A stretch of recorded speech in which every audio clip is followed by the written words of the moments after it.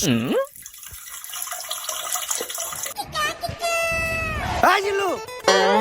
Sir.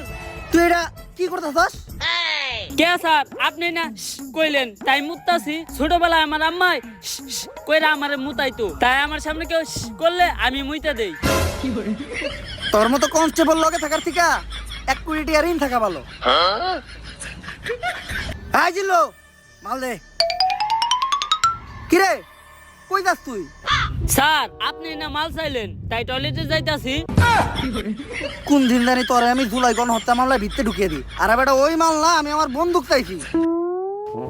এখন ক সকাল সকাল আমার জরুরি তলব দিয়া এই জায়গায় আনয় লোকে। স্যার এনে গাঞ্জা বেচা হইতাছিল। গাজা? যেই শহরের ইন্সপেক্টর বরবাদ রাজা, ওই শহরে কোন হালাই বেছে গাজা? Sir we যাওয়ারা। যাক সকাল সকাল তুই একটা ভালো কাজ করছস, যার লেগে আই ফাক ইউ।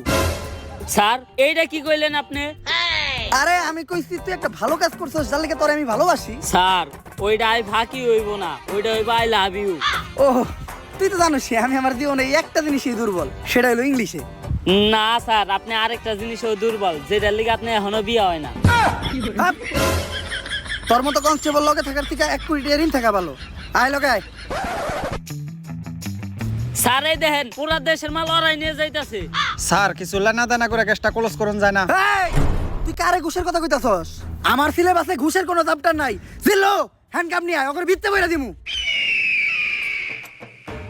কত দিবি? তাড়াতাড়ি দেখ না কে। স্যার পুরা 5 আছে। তাড়াতাড়ি এদিকে যা। জিল্লু আর আগে যা, নাহলে ওরও ভাগ দেওয়া লাগবো। স্যার ওরা কোনে গেল?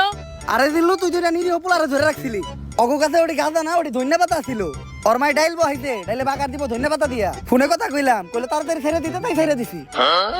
স্যার আমি আপনারে ভালো করে চিনি, যা করলেন এই জীবনে উপরে গেলে দিবনে। আর স্যার